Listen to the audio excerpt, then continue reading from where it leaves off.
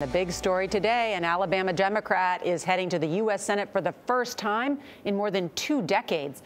Doug Jones upset Republican Roy Moore last night by about 20,000 votes. This will give the GOP only a 2-seat majority in the Senate when Jones arrives next month. The Moore campaign was hit hard when 9 women accused him of sexual misconduct decades ago. He fiercely denied the claims. Moore has refused to concede those, saying there may be a recount. At his victory party last night, Jones said the outcome shows Alabama's dignity and respect for others. This campaign has been about common courtesy and decency and making sure everyone in this state, regardless of which zip code you live in, is going to get a fair shake in life. This morning, President Trump tweeted, "I said Roy Moore will not be able to win the general election. I was right." Major Garrett is at the White House with the impact of this race on the president. Major, good morning.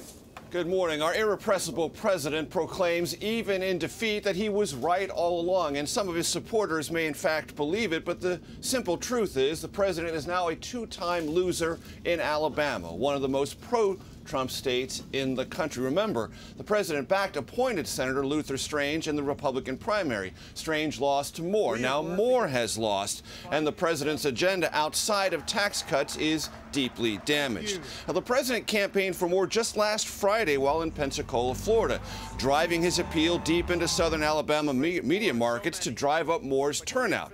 It didn't work. GOP turnout declined while Democratic turnout surged, defying the president and his former chief strategist Steve Bannon, who backed Moore against the GOP establishment and in theory on behalf of the president's agenda. This morning on his radio show, Bannon credited the Democratic Party for driving up the Doug Jones turnout. Now, several Republicans told us that Moore's defeat will galvanize Republicans on tax reform, Republicans knowing that they've got to act quickly before they lose 1 vote in the Senate. The president will lunch with key tax negotiators here at the White House today. And one other verdict has been rendered on this Alabama election. One top Trump advisor told me this White House has the worst political operation in 2 generations, Republican or Democrat. Gayle? All right, Major, you put it in perspective as always. Thank you very much.